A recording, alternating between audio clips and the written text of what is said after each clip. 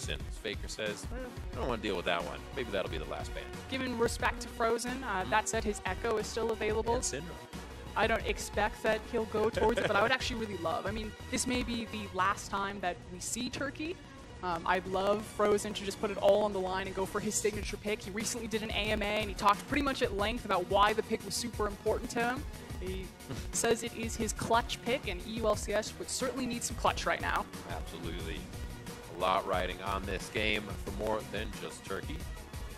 And it is going to be the Trundle hover. The Maokai is what they're looking at for the side of Thaldrn in that top lane. We know Thaldrn to be that tank. We call that captain stuff can call his captain style, I should say, from that top lane and be able to make the teleport plays and initiations. 0 seconds means the Trundle is locked in. There is quite a bit of beef on this side of Korea All-Stars as well. It is just going to be Prey able to sit in the back and let that bullet time fly. Yeah, a lot of control, and it does get very scary for Thaldrn up there, like you said on the Maokai. If you can control him, he does have the reputation of being a captain in Turkey, so if you slow him down, the crowd recognizes what Faker's hovering. You can certainly throw a wrench in Turkey's plans, and there you go, crowd, you got it. He never loses on this one, right? He Isn't that the statistic? did lose at Worlds, Yeah. but we don't talk about that. So the unkillable Demon King on his formerly unkillable Rise. Yes. I was actually having an interesting conversation with Papa Smithy early.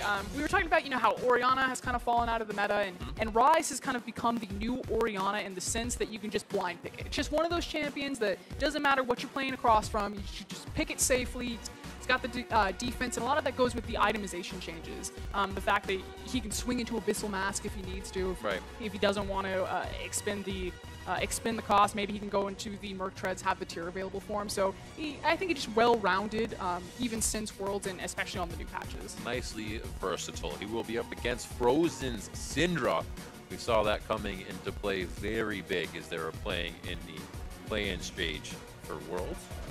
Making their way into the World's group stage. And you called it, Riv. You said it was going to be the Syndra, so you are the new prophet. There we go. And now we have a ton of pick on Turkey's composition. You've got the Syndra, you have the Ashe, so you're basically throwing out kind of non-committal CC, either in the ultimate. You'd probably rather throw it out in the Scout of the Week. It's a little bit of a lower cooldown. And then if you like what you hit, you just throw the Maokai and the J4 on top of it. So pretty standard 5v5 pick composition that really relies on grabbing vision control and being the first team over to an objective, which when you're looking across from the LCK super team, may not happen. This is going to be a tough snipe as well. I'm trying to look at this team. For what Zeitnot has to hit, then he's got to thread 4 champions to slap Prey in the face. He doesn't want to hit any of those champions. You are correct. It's just the Misfortune is kind of a viable target for him. On the other side, for the Korean All-Stars, you have so much CC. Pretty much every single lane is a ganking option for Ambition. And he can either play this one out slow or get things started relatively quick. Good amount of Freljord representation coming into Game 5 of the day. We'll see how that is used here on the Rift. It's going to be Korea coming out of the blue side and Turkey All-Stars on the right. They make their way to the Rift. Looks like it's going to be Ambition just keeping safe with Faker in the beginning, and they'll see how many kind of head poke out from the fog of war they can get here and figure out what Turkey's planning early game.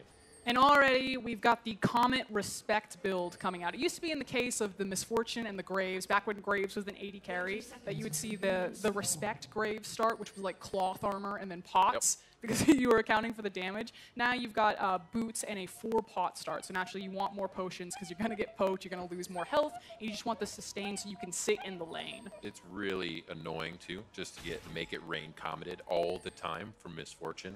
Prey's going to have fun with that as well. Just place it outside the minions, make sure you don't push, and you're always doing damage. And it syncs up so well. I think Make It Rain's like a 17-second cooldown. It starts, so usually when your Comet comes back up in the early levels, Make It Rain is also available. Oh, from support to AD, still just makes you want to pull your hair out. We'll see how Prey and Gorilla play it. One of that most notable duos we know, so many years together. Not many supports and AD carries can even say that together. Usually it's switched up so much. And Prey is one of the only attenders at this All-Star that has been the representative on the LCK every single time. So show off. Quite an accolade for himself. But you are right, usually Prey and Gorilla, they don't get a lot of assistance. It's probably not the way he wanted to go. Yep. Finding a little damage to the brush. Cuvée now meeting Thaldron in lane, and we'll see how this one plays out to start things off. Shield on shield action, as they might not get too much damage done there. The classic try to tilt Faker with the cheesy level 2 gank. He's waiting for the cooldown because he used his flag and drag to get in, trying to dodge the ward in the river, so now he has it, and here he goes. Sees it, actually starts working towards the bottom side. Very nicely done as well.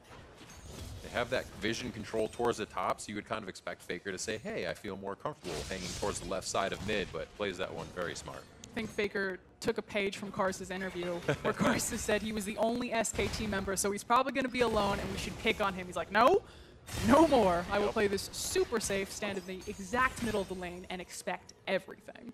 Looks like level 2s didn't do too much for the bot lane. It was hit first by Turkey, and Korea just playing it nice and safe on the back, getting the heals in when necessary, and not going aggressive. Zeitnot's doing a great job. When you play against a Misfortune, you want to stand to the side of the creeps naturally, because if she kills the creep that she's using her double up off of, I don't know if you've ever been hit by that in solo queue, but you lose like half your HP, and then just... Usually try to forget in the first place. I just ult it. It's always, there's not much in the game, I guess Zoe now, where you're just like, oh my, what was that? And that's one of the things, that double up does that. Especially with Zoe, on the ban list this game, thank God. We'll see how the teams just fare overall now. 3.5 minutes in, not too much action, but a gank towards the mid lane that Faker was able to get away from. And there was a possibility of a return gank. Stomach is hanging around there, but Frozen's pretty much like, no, I want to take my back timer, so should continue to be a little bit slow, but you can already tell kind of what the game plan is from Turkey, which makes sense. You've got the hard CC from the Syndra, you've got the displacement from the Jarvan. Ryze, I'm not going to say he's immobile, but you know, he doesn't have a dash built in or anything.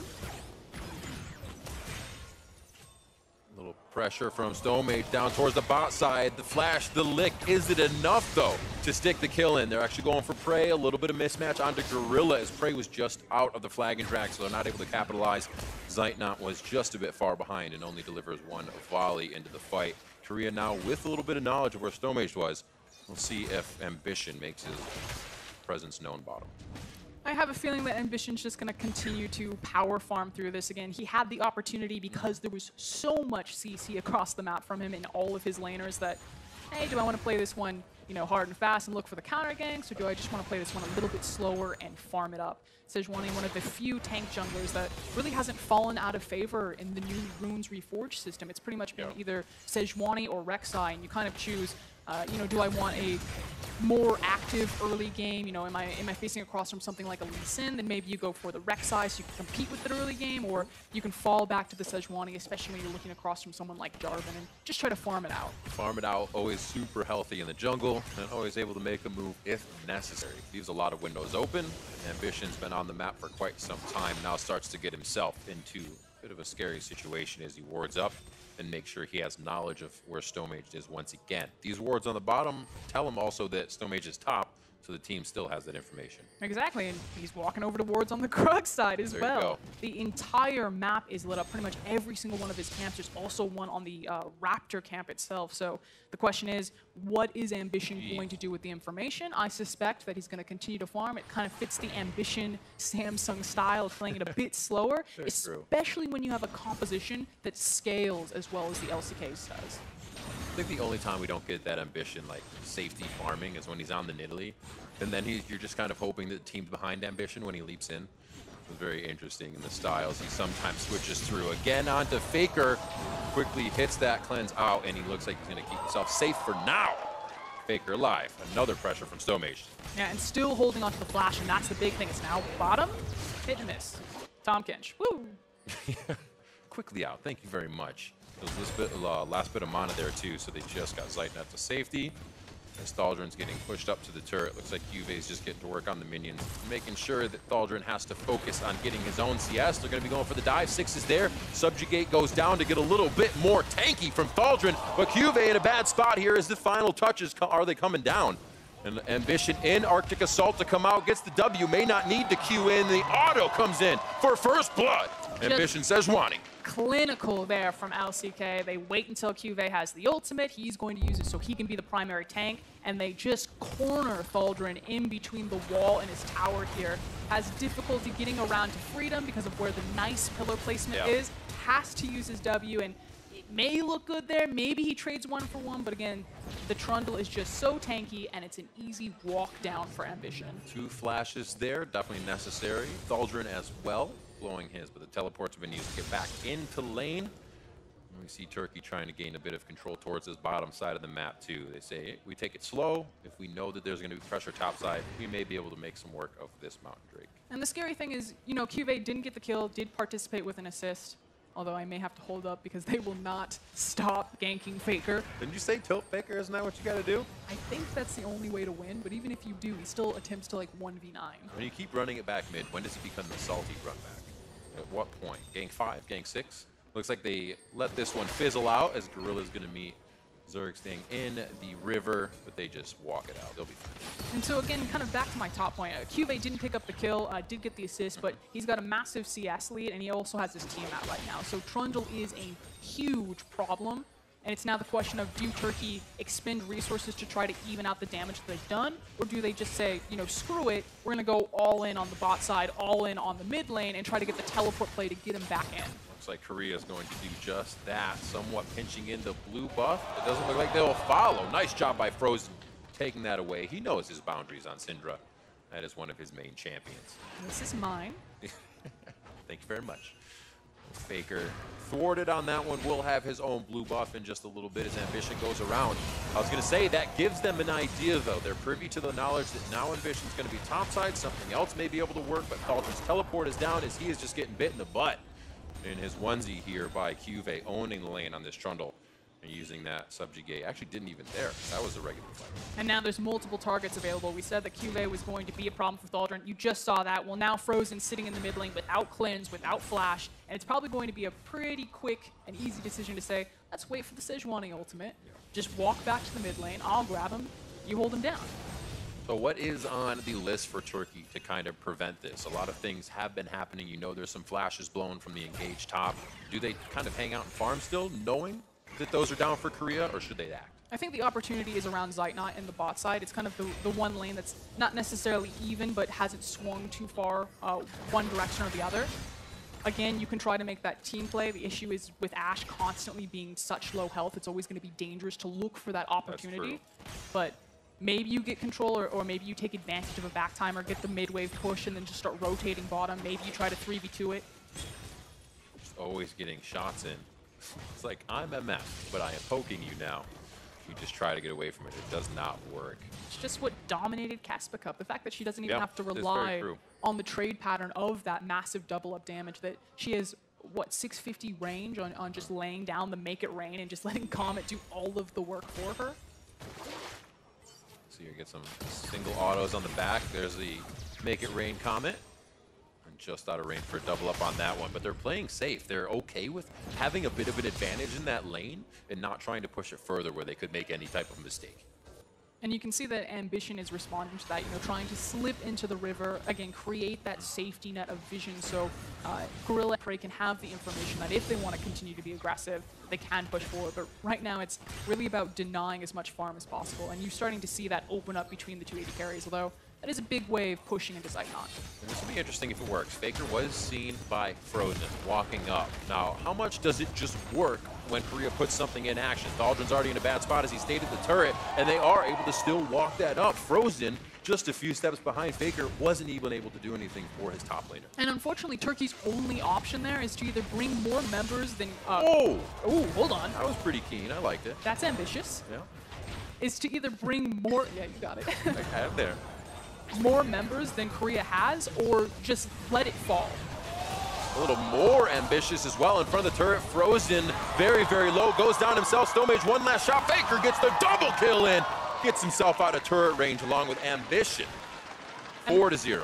The reason why Korea went for that engagement there, or went for the continued skirmish, is because they saw that the key ultimates had already been used, that Turkey had thrown away all of their advantage or all of their tools and their weapons, and then decided to execute. And just like you said, where will we be back once that Sej ult is up to that down cleanse in the mid lane we just blew on our way to our blue buff? And now this is going to be two towers falling pretty close back-to-back in favor of Korea. An open map means that you've got more room to run for Ambition. It means that Faker can start roaming around and assisting that bot lane. So classic Prey and Gorilla.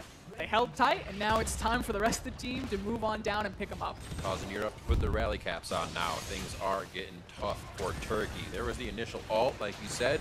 A few were down after that instance, and it looks that much better now with that cleanse down on Frozen. And again, Frozen can do nothing here. There's no Jarvan ultimate, so you can't even use the Cataclysm to either trade the damage back or trap them away from the Syndra.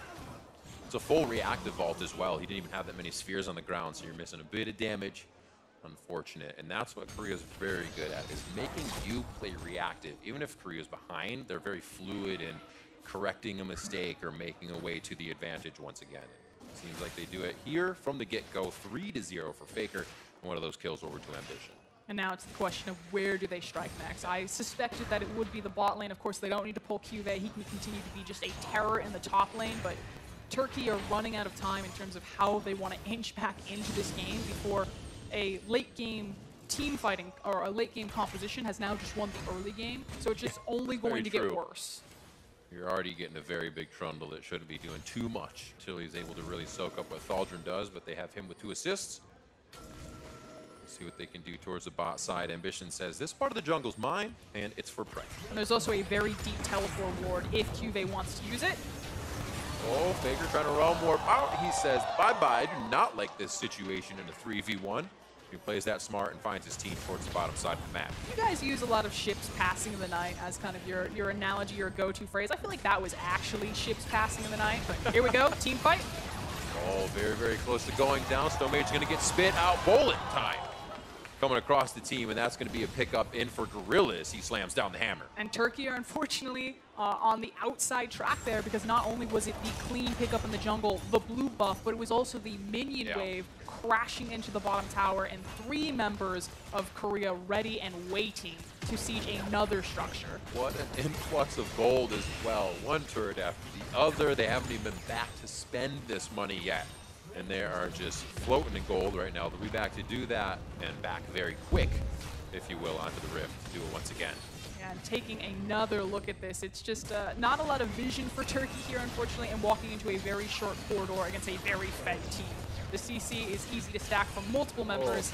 Ambition hits the fadeaway ultimate into a nice ultimate from Bray, but Brilla's like, nah, I did all of the work. It's my kill. It kind of all slowly happens in the way that Korea wants it to. They're like, oh, that's great. They've devoured Stonemage. That means Zeitnot can get hit. So they went right after Zeitnot, saying he has no safety. It's just very quick, critical thinking is what players will say a lot if the pros have. This player has really good critical thinking. That just seems Korea's always on top of. Yep. So they've now made their back spent their gold. We're closing in on a 10K gold lead in favor for Korea at 14 minutes. They're just about there. So they've set up their triangle vision around the Mountain Dragon. You can already see that Faker's probably going to start pulling it out. It's going to be an easy objective, and then we should start picking up a lot of this vision and this pressure and moving it towards the top side of the map around the Rift Herald. So that should be the kind of the next 5 minutes for Korea. Rift is still up. Feels like we're a little bit later in the game already with how far Korea has pushed us forward. And that just means Korea may actually get that Rift Herald into Turkey's base at this point. One last hit, almost. And by breaking the outer tower so early, if Rift Herald does fall to Korea, that means that they get to use it on an inner structure. And that's massive for their Baron control, you know, once it takes over 20 minutes. They also have the wave control as well. It's so hard for Zeitnot to get over to do janitorial duty. Thaldrun wanted top lane as well to a QV. They can already push him out of lane. So it's very hard for these guys to, ships, there you go, there you go. Ships that were looking at each other in the night. Do ships make eye contact? They can, sure. As long as the front doesn't fall off. 16 minutes on the clock here as that Rift Herald will get picked up. And it is 31.5 to 23,000 right now, just hitting Turkey with bags of money. And soon a Rift Herald, as you said, on those inner turrets. I suspect that they'll give this one over to QV and allow him to use it where he pleases. If it goes to an Ambition, possibly they want to use it more so in the mid lane. It is actually Ambition that's going to pick it up. So trying to group together and make full use. They don't just want to get like a chunk and then have Trundle, you know, maybe get a chunk on the tower and then 3 members show up. They want to take the entire structure with it by using it with at least 4 members. See what the members of Turkey want to do. They are power in numbers for sure. They are walking around in the buddy system right now. It's just going to be too hard to do anything otherwise. But they need to throw an arrow kind of right now. So they just had vision that Faker was bottom, and of course they're going to swing the Rise out there. He's got the added mobility of the ultimate.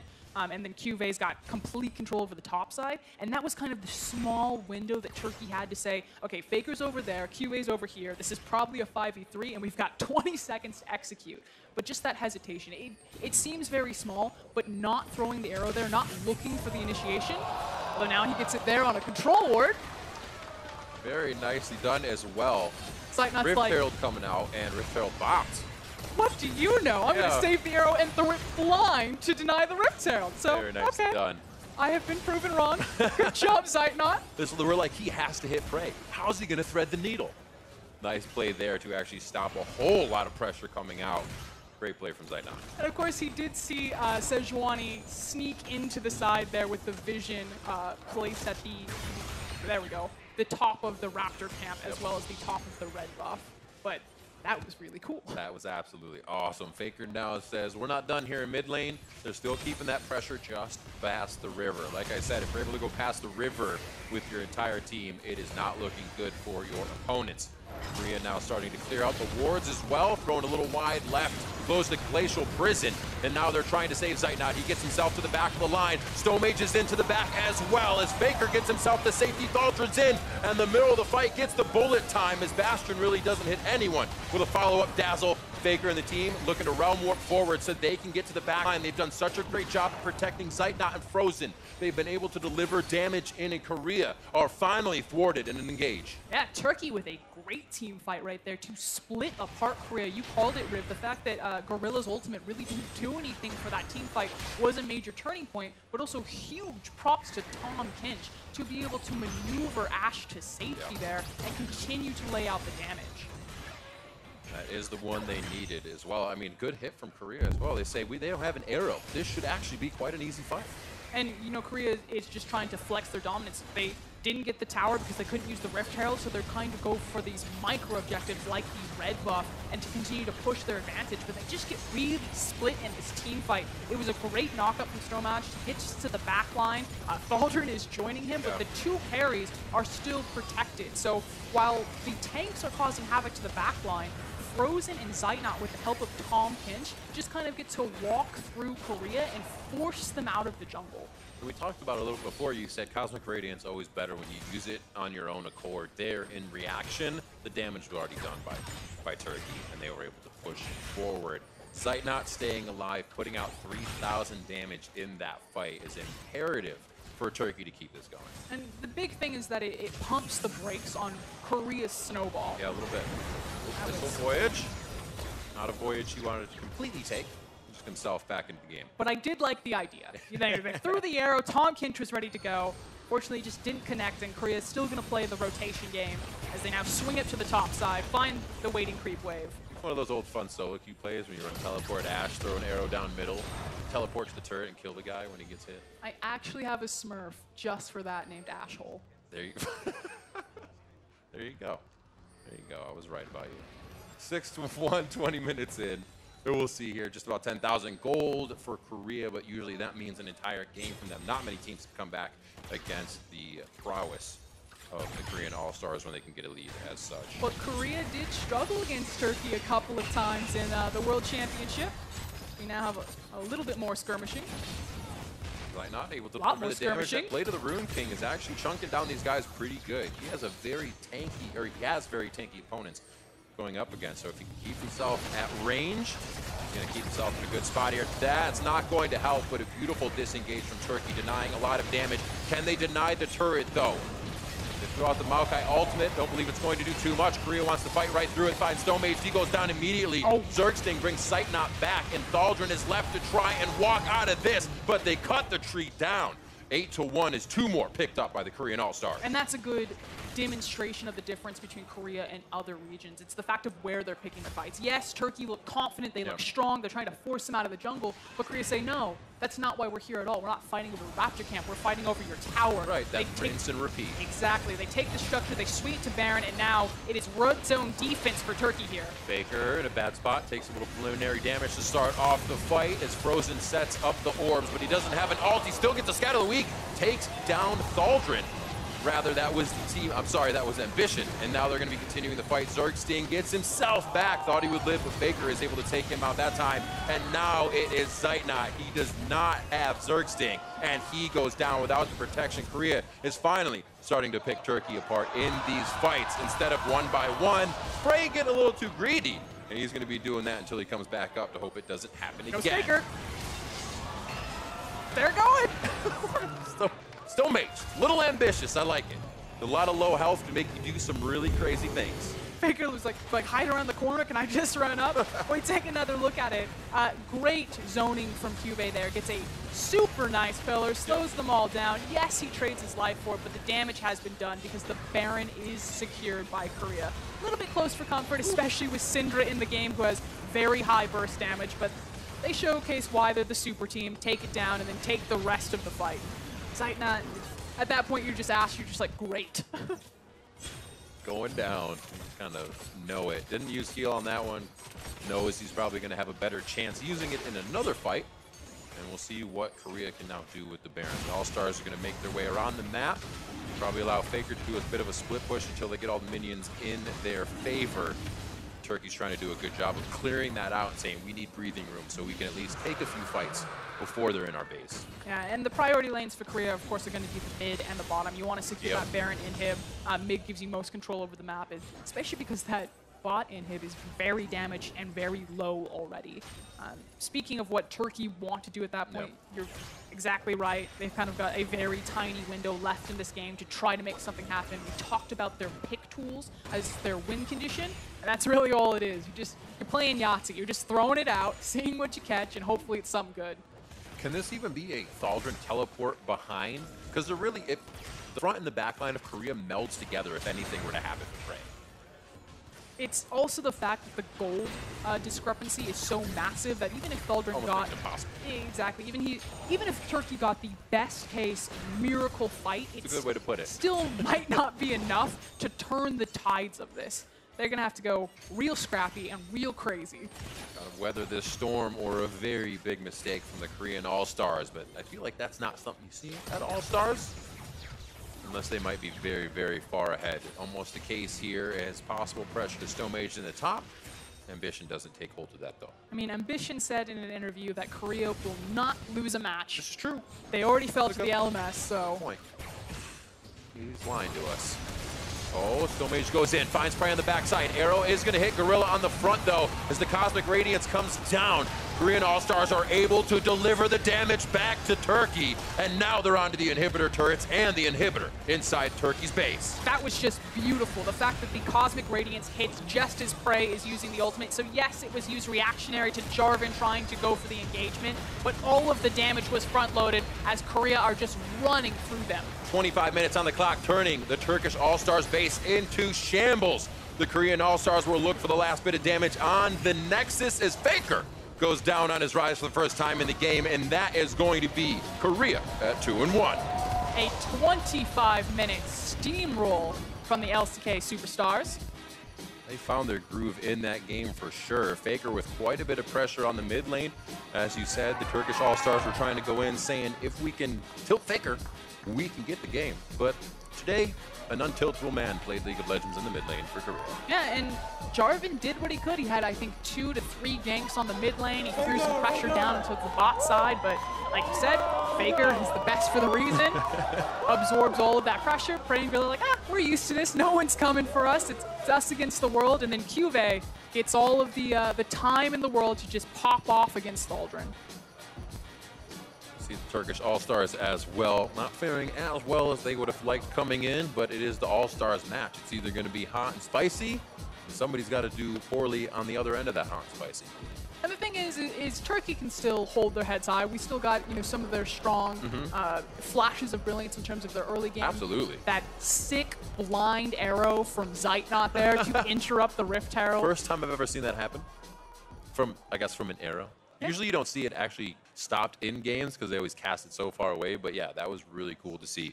They were definitely trying as much as they could to be like, we still need wars. We can do this. We can do this. But when Korea gets a hold of a game like that, it becomes so difficult. They're just clinical. Again, we use that word all the time. It feels dirty to me, but ultimately that's what it was. Surgically removed from the map. Go top, go mid, go bottom. We've got the Rift Trail, we got the Dragon. What can you want? All the fans loving it here at All Stars. And to give us their thoughts on that win from Korea, let's send it over to the analyst desk.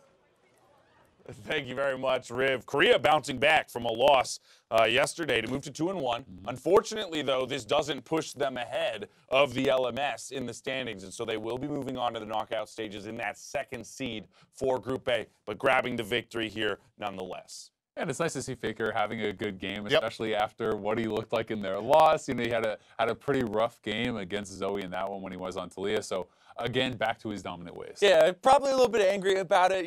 The Zoe and then Karsa was just all over him previously. So he finally got to play League of Legends and team up with Ambition, who didn't leave him alone. I mean, it was a very methodical victory. You think about the 3 games they played. Obviously, the loss to LMS really stands out, but not attacking Cuvée top, not having Cuvée fall behind like he did against the LMS. Things just followed a very predictable cadence. And this man on your screen, he wasn't in that containment role like the Talia against Zoe matchup. He could be a playmaker, and the moment the triple kill came in, it felt like the game was iced. I mean, he still had work to do, though, in terms of avoiding the focus thrown at him by the TCL, Somad, the level 2 gank, right?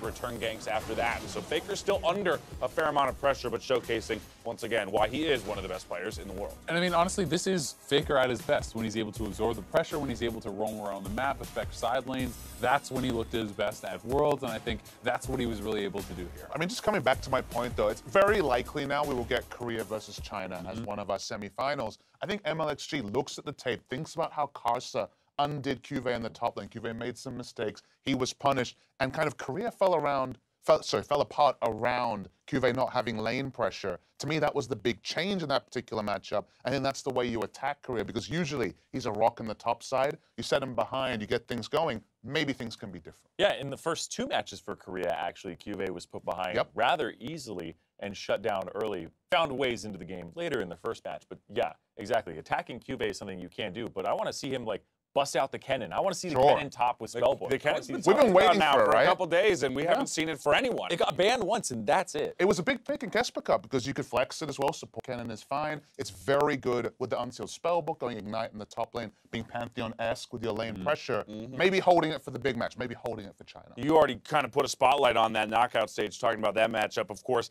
if China does win and locks in that 1-2 matchup, the other one would be the LMS of Group A being the 1 seed against Southeast Asia as the 2 seed. So very interesting matchups here. The fact that, yes, we do have those 2 major power regions in China and Korea, but then Europe, NA, nowhere to be found. LMS in Southeast Asia stepping up. Yeah, completely not what people expected, and not, in the order that people expected. People were thinking LMS probably wouldn't even get out of the group based on how they have been performing recently. Instead, they are first. They'll be playing against the GPL, who's, SEA rather, who people were not expecting to do anything when they're coming in with all these different subs and visa issues. And it's honestly pretty impressive how fast these players have come together. Right, and this is all, of course, ignoring the fact that Faker as well will later today have to be playing more 1v1s, this time against Bjergsen. So good that he's feeling maybe a little bit better with a win under his belt, bouncing back, not having to play against the Zoe this time around. But will he be able to push that momentum forward? Because Bjergsen essentially being knocked out, right, has all of his focus on the 1v1s and doing his region proud in that arena. And he's NA's last hope because Sneaky is already knocked out. They're already eliminated in the 5v5. So the last chance for some NA greatness is Bjergsen doing well in that 1v1. It means he has to beat Faker. I mean, All-Star's all about regional representation, but it's feeling eerily like a Rift rival situation because if EU and NA get knocked out of the 1v1s, then it will be the Korea, LMS, and also China Rift rivals recreated with also Southeast Asia thrown in. So it's kind of eerie. Like it is the 1v1 that's the last hope for the regional representation of the West. Yeah, we're good at So finding far, hope, at though. least. Yeah, we are very good at Hope's finding been hope. returned. I can find hope anywhere as an MMA fan. Year after year. Important skill. It'll be this year. But, I mean, we're kind of talking like Group B is already settled, but it's not. LPL has to play Brazil, Yep. and we all remember INTZ, knocking out EDG for They're one definitely game at the the start of bogey Worlds of last that year. particular squad. You're right. That is the one squad. It feels like the Brazilian squad have had the target on China and been able to take them down multiple times. So catharsis and potentially 3-0 for China. Not Expected, decided but not just 100% yet today. for Group B, but Group A just about locked in. Before we go to commercial, let's send it over to Pastry Time, who's standing by for an interview with the bot lane from the LMS. Hey guys, I'm here with BB, the All-Star 80 carry from the LMS side. Been a great showing so far. BB, I have to ask you, what has your All-Star event been like so far? 你觉得这次明星赛的感想是什么？这次明星的感想就是，其实我们没有想到我们会表现的这么好，就是一开始就是我们在这组，然后会希望就是至少要晋级，但没想到我们可以以3-0的3胜0败的这个分数晋级这样。We actually never thought we'd done so well in this group matchup. We just want to get out. We just want to advance to the group, but we actually never thought we'd be able to do a 3-0. Well, you have advanced now, and of course, a lot of fans voted you in to get you here to this event. You've been playing for a long time, but did you think you would make it as the All-Star for the region? 很多粉丝投票给你，让你成为这次 MVP 中路。那你觉得这次你有办法成为这次最佳 MVP 来出赛的原因是？你说对，就应该是从以前就开始累积的吧，就是尤其是从牺牲的粉丝，他们可能会希望，就是因为我要退役了，所以他们可能想要在最后的大赛来看我的发挥，然后我也非常感谢他们的投票支持，就是所以我这次的明星赛就是尽我所能的发挥给我的粉丝看。So he has been playing since season 2, of course, and is very appreciative for all the fans that voted for him to come out to be in the All-Star game. That's he's gonna give it all he's got to repay that to prove to his fan that they didn't do it wrong. And given that you have been playing for so long, is there anything different or special or fun about the All-Star event that you find kind of versus more the World Championships or the regular season or the other tournaments that you've played? Is All-Star something special to you as a player that has been playing for so long? 你已经在这场赛打了这么多年的经验，那你觉得说这次明星赛跟以前比起来最大不同是什么？因为这次官方的，就是明星赛官方就是好像是说要认真打，就是把一些区分模式都给取消了。所以其实一开始我被选上的时候，我觉得就是压力蛮大的，因为可能过了1-2个月，然后都比较没有像以前就是一直在打 League of Legends，所以这次的话我就尽我所能发挥，然后也是就是不要打差，然后尽量不要当拖油瓶，因为其实这次的这次能参加明星赛。就是很谢谢粉丝投给我，所以我要表现得好一点给他们看。So basically, this time Riot being told we're going to do a try hard. That's why we get rid of all the fun mode, all this kind of stuff. So we want to prove to our fans from LMS that I will give it all it's got. Especially this will be my last main event. So I'm doing everything that I can to actually win the tournament. Well, of course, best of luck moving forward. My last fun question for you, though. You're obviously a very well-known Ezreal player. You have a skin, of course, for the champion. A lot of changes coming into this patch, especially for Ezreal, who's quite strong. What do you think of Ezreal with the new runes? 基本上你以伊泽瑞尔为出名的选手，那这次的 S8 的符文改动，你觉得对伊泽瑞尔来讲有最大的改动是什么？第一个最大的改动就是我可能一般在打论克的时候，就再也选不到他，因为他现在真的是太 OP 了。那我觉得改动的话，就是那个偷窃的那个符文，就是让他变得成长性太快了，就是可能他在20几分钟有3件大装，所以会让他非常的 OP 这样。Right now, I'm afraid I will not be able to pick Ezreal in rank due to the Ezreal is being super overpowered right now, especially with the Kleptomancer being able to give him tremendous amount of economy growth, and that caused Ezreal to be such an overpowered champion. And I guess some final words for you. You said this would be your last main event. Is there anything you want to say to all the fans out there that have been with you for so long? 这次将会是你最后的明星赛，那你有什么想要对粉丝讲的话呢？就是谢谢，就是支持我的粉丝们，就是希望我这次的表现就是不会让你们就是后悔投给我，就是我也会尽我所能的发挥。So thank you for all the fans that voted for me. I will not let you down. I'll give it all I got to win this event for you guys. Well, best of luck moving forward. Thank you very much, baby. We're going to throw it off to a commercial break. And Ambition in, Arctic Assault to come out, gets the W, may not need to queue in, the auto comes in. 야, 봐요, 이거 버그. 나이스. 바텀도 많이 유리해요. 나이스. 아, 이거 버그 때문에. 바텀 많이 유리. Here we go, team fight. Oh, very, very close to going down. Snowmage's gonna get spit out. Bullet time. Faker gets himself the safety. Thaldred's in, and the middle of the fight gets the bullet time as Bastion really doesn't hit anyone. 실적. 난 끝. 오케이, 15개. 나이스. 힘들어까지. Arrow is going to hit Gorilla on the front, though, as the Cosmic Radiance comes down. Korean All-Stars are able to deliver the damage back to Turkey.